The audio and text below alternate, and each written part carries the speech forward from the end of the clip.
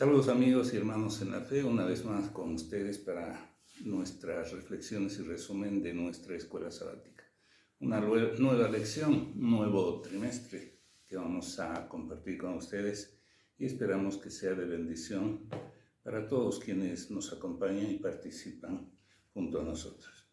Un tema bastante importante y una vez más con nuestro hermano Marco Cárdenas, a quien volvemos a darle la bienvenida.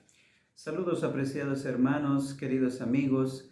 Estamos de nuevo con nuestras reflexiones y resumen de nuestra escuela sabática, una bonita manera de estudiar la palabra de Dios. Quedan ustedes todos invitados a todos nuestros canales para que puedan compartir también este tema tan interesante por medio de las redes sociales. El comienzo del Evangelio y un personaje que me llama mucho el título en cuanto a lo que dice la lección, un misionero fracasado. ¿Cómo puede ser eso, Marco? Tu tocayo en todo caso, Marco. Sí, Marcos tuvo un evento, ¿no? Que pasó un suceso, porque lo llamaron el misionero fracasado, porque quizás su manera distinta de vivir de Juan Marcos le impidió realizar el primer viaje de Pablo y Bernabé. Ellos estaban viajando a hacer su primera misión y Juan Marcos estaba invitado para ir a navegar con ellos, pero Juan Marcos decidió retirarse, abandonar a sus amigos, y es por eso el título de... Hay que tener en cuenta lo siguiente. Marcos, el Evangelio de Marcos llega hasta nuestros días. Son más de 2000 años, cerca de 2000 años, y lo que pareciera ser un fracaso en realidad no fue. En su momento tal vez te decía que a un principio los discípulos tuvieron que pasar un buen tiempo para que el Espíritu Santo hiciera un efecto en ellos. Y podemos ver en las primeras desavenencias que había entre Marco, entre Pedro, Bernabé y todos aquellos, donde se imponía todavía un poco el carácter, la vida vieja, el hombre viejo. Pero una de las cosas más importantes que Dios hace con todo ser humano, así como con Marco, que se suponía o se pensaba que había sido un fracaso porque había abandonado, había renunciado y había sido un perjuicio para Pablo en este caso, pero vemos cómo Dios puede darnos una segunda oportunidad en el caso de Marco. Es cierto, ¿no? También hay algo que rescatar porque hay una pregunta: ¿quién no ha tenido alguna dificultad en este camino de evangelizar, quizás de dar algún estudio bíblico, hablar acerca de la palabra de Dios, compartir a los demás? Quizás en un momento hay cierta duda, ¿no? Cierto miedo. ¿Quién no ha pasado por eso? Entonces, Juan Marcos nos da quizás una gran lección, porque luego también las cosas cambian para él.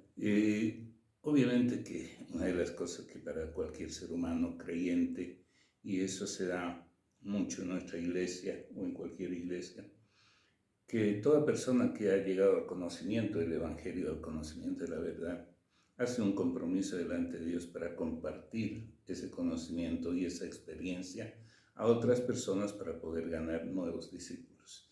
Y es ahí donde el hombre viejo tiene ese conflicto de poder enfrentar, de llevar ese mensaje. Esto le ha pasado a Pablo, le ha pasado a Marcos, le ha pasado a todos los primeros discípulos y va a seguir pasando. Pero una de las cosas muy importantes es que Dios siempre nos está dando oportunidades. En este caso, la segunda oportunidad que se le dio a Marco, ¿de qué manera con esa segunda oportunidad Marco empezó a caminar mejor? Bueno, se dice que después de este suceso, pues Marcos se alejó, y hay algo interesante en eso, porque lo primero que hace Marcos es alejarse de sus hermanos, ¿verdad? Se aleja de las personas donde podía realizar este trabajo, esta misión. Pero Dios, como dice nuestra lección, nuestro resumen, es un Dios de segundas oportunidades y a veces de terceras incluso. Quintas y a Sí, veces centenas de veces que nos... y eso es lo bonito de parte de este estudio, porque tanto como Pablo al principio, pues tal vez se molestó un poco por la decisión de Marcos, hubo alguien que lo apoyó, que era Bernabé. Y tuvo que seguir con él y la obra que Dios tenía que hacer en Marcos, pues prosiguió. En el avance del Evangelio, en el Evangelio mismo, en la vivencia de los primeros discípulos, vamos a un hecho que relata Marcos, el mensajero, la venida de un mensajero.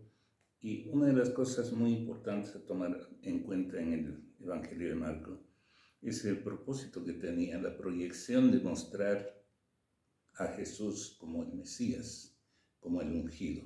Y vamos a ir viendo estos datos que él toma más atención que los otros evangelios, donde él es más minucioso con algún tipo de datos que son muy importantes y que han quedado como referencia para nosotros en cuanto al mensajero. El Evangelio de Marcos, capítulo 1, versículo 1, justamente empieza así, ¿no? Dice, principio del Evangelio de Jesucristo, Hijo de Dios. Como está escrito en Isaías el profeta, he aquí yo envío mi mensajero delante de tu faz, el cual prepara tu camino delante de ti. A mí me llama mucho la atención cómo Marcos empieza este libro, este Evangelio, presentando que el principio del Evangelio es Jesucristo, el Hijo de Dios. Entonces, básicamente lo que Marcos está mostrando aquí es justamente a Jesucristo, este Evangelio, estas buenas noticias que viene a ser la sustancia y la representación de lo que es Jesucristo. En referencia al Antiguo Testamento, ¿no? Que vemos como los profetas hablaron acerca de este ungido. Y Marco está tratando de reforzar todo esto. ¿Y a quién se estaba refiriendo? ¿Sobre quién específicamente quiere resaltar su mensaje, Marcos? Justamente está hablando acerca de Jesucristo. Él lee Isaías, Daniel y bueno, rescata todo este conocimiento que tiene porque leía el Antiguo Testamento y a la vez convenciéndose de que Jesucristo en ese momento estaba haciendo un ministerio. Él estaba presentando el plan de salvación que es Jesucristo nuestro Señor. Cuando Juan el Bautista en el río Jordán bautiza a Jesús, porque Juan mismo le dice, es necesario que esto se cumpla. Era necesario que Juan bautice a Jesús. Y en el relato que hace Marco, dice que oye una voz del cielo que dice, este es mi Hijo amado en quien tengo complacencia. Y el relato nos va mostrando que el Espíritu Santo en forma de paloma desciende en ese momento. Este tipo de relatos en la percepción de Marco, vemos que el Espíritu Santo mismo impulsó a Marco para que pudiera percibir estas cosas, para que él pudiera manifestarlo y pudiera dejarlo por escrito, y hoy podamos tener a través del Evangelio de Marco estos datos que son muy importantes. Después del bautismo de Jesús, el Evangelio que según Jesús mismo nos va a hablar, vamos a ver el libro de Marcos, el libro capítulo 1, versículos 14 y 15. Dice, después que Juan fue encarcelado, Jesús vino a Galilea predicando el evangelio del reino de Dios, diciendo, el tiempo se ha cumplido y el reino de Dios se ha acercado, arrepentíos y creed en el evangelio. Qué importante, ¿no? O sea, Marco está mostrando al Mesías, está identificando al Mesías. Y vemos ahí a Jesús cuando él mismo relata, dice, este es mi Hijo amado, cuando él tiene esa percepción y escucha esa voz, dice, este es mi Hijo amado en quien tengo complacencia. Y vemos en la cita que acabas de leer que el tiempo se ha cumplido. En realidad, al tiempo que se está refiriendo, y esto es muy importante de tomarlo en cuenta, se está refiriendo al cumplimiento de la profecía de las 70 semanas. Cuando Dios da un periodo de tiempo al pueblo judío, al pueblo de Israel, y el inicio de esta profecía, que es el año 457, y él dice, el tiempo se está cumpliendo. Es decir, y estaba llegando a su final el tiempo de gracia que Dios había establecido para el pueblo judío. Para referencia vamos a buscar el libro de Esdras como referencia y vamos a poder ver un poquito acerca del libro capítulo 7. Esdras capítulo 7 empieza diciendo: pasadas estas cosas, en el reinado de Artajerjes, rey de Persia, Esdras, hijo de Serías, hijo de Azarías, hijo de Elías. Dice también, versículo 6, y Esdras subió de Babilonia, era escriba diligente en la ley de Moisés que Jehová, Dios de Israel, había dado, y le concedió el rey todo lo que pidió, porque la mano de Jehová su Dios está sobre Esdras. Está hablando acerca de este rey que está a punto de lanzar un decreto, ¿verdad? Un edicto. Recordemos, Marco, que la profecía de Daniel en el capítulo 9 nos va a hablar de el tiempo que Dios le había dado al pueblo de Israel. Y le dice, sabe pues y entiende que desde la salida de la orden para restaurar y reedificar a Jerusalén habrá 7 semanas y 62 semanas. Es decir, son 490 años que Dios le da como tiempo de gracia al pueblo judío. Este tiempo de gracia empieza junto con otra de las profecías más importantes de Daniel, una de las profecías que se ha ido cumpliendo y que nosotros sabemos que ha tenido su fin en 1844, la profecía de las 2300 tardes y mañanas. Tiene el mismo inicio, el año 457 a.C. ¿Qué fue lo que sucedió el año 27 después de Cristo? Bueno, el año 27 después de Cristo se realiza el bautismo justamente de Jesucristo, donde Jesús es bautizado en el Jordán, ¿sí? Por medio también de Juan el Bautista, que ya estaba preparando el camino a Jesucristo. Entonces, en este bautismo se reúnen el Padre, el Hijo y el Espíritu Santo, que esto da referencia ya a la finalización de este ministerio de Jesús aquí en la tierra. Con el bautismo de Jesús se inicia la última semana para el cumplimiento de la profecía de las 70 semanas. El año 27 después de Cristo, que es cuando Jesús es ungido, bautizado, era el Mesías que se estaba esperando y tuvo un tiempo. Recordemos que el libro de Números, el libro de Ezequiel también nos habla en la interpretación profética de lo que es día por año.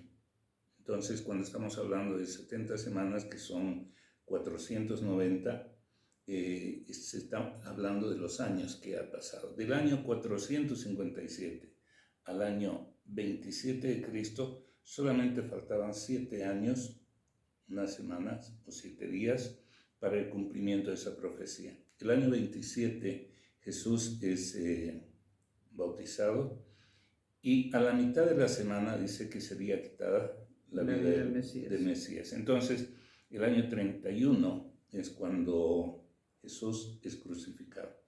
Faltaba media semana que se cumple con la muerte y apedreamiento de Esteban, que está en el libro de Hechos capítulo 7, y nos muestra cómo Esteban hace un recuento de todo lo que había hecho Dios con el pueblo de Israel, cómo los sacó de Egipto, los llevó al desierto, los protegió, les dio el maná, les dio sus leyes, hizo todo aquello por proteger a ese pueblo.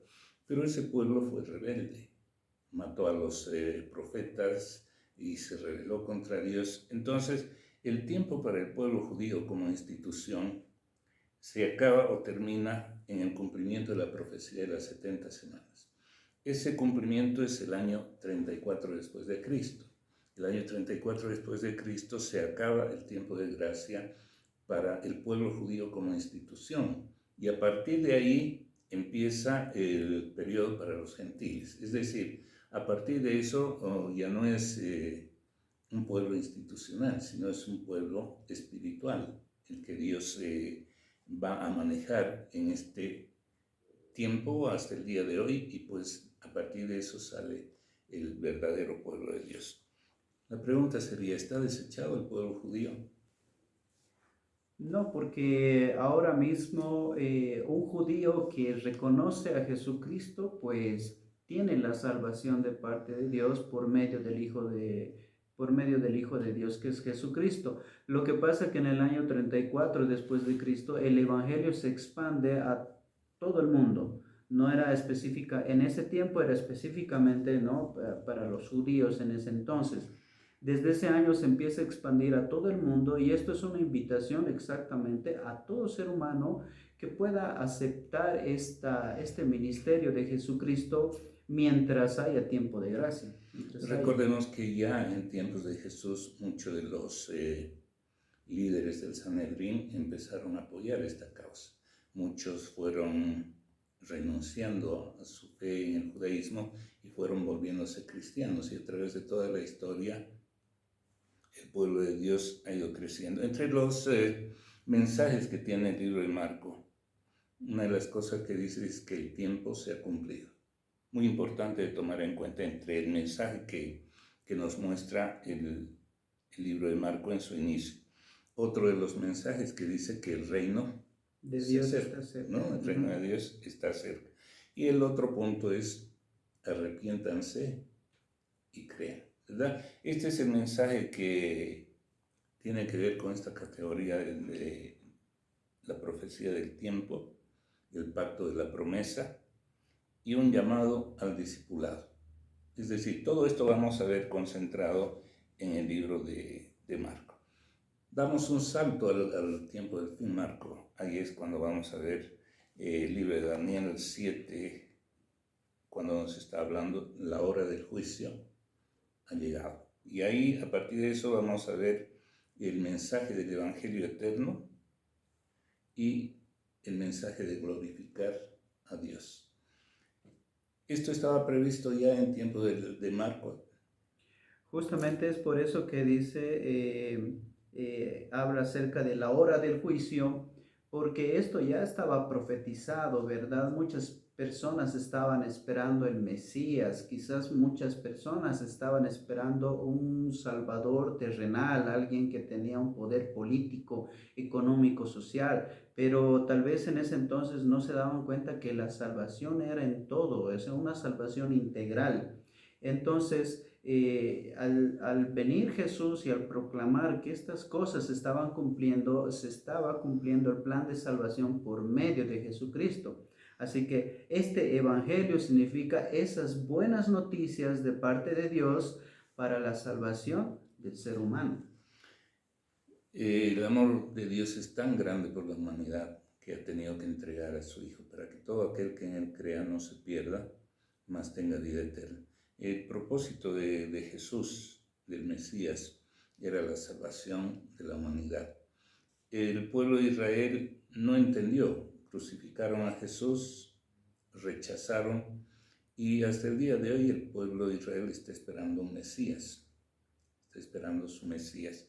Pero sabemos que ya Jesús ha venido. Marco tuvo ese propósito de mostrar que el Mesías, que el tiempo estaba cerca, que Jesús era el Mesías y que Dios tenía un plan con todo aquello.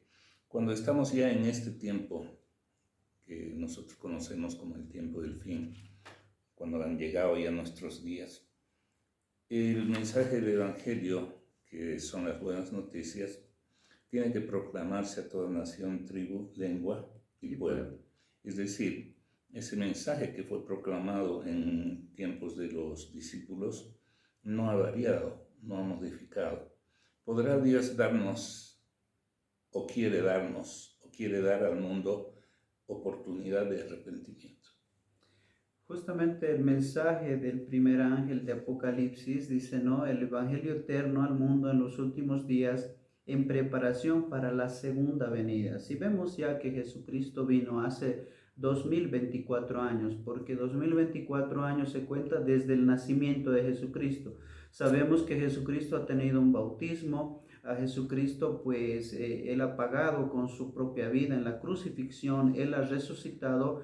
Ahora lo que nos lleva a nosotros, a la humanidad, que estamos conscientes de todos estos hechos, es en la segunda venida de Jesucristo, que una vez más Jesús insiste, ¿verdad?, en que nosotros reconozcamos a nuestro Salvador. ¿Para qué? Para nuestro perdón de los pecados, por el mismo ejemplo que tuvo Jesucristo aquí en la tierra. Muy bien. Todo esto y mucho más vamos a encontrar en el libro de Marcos, que estaremos estudiando en el transcurso de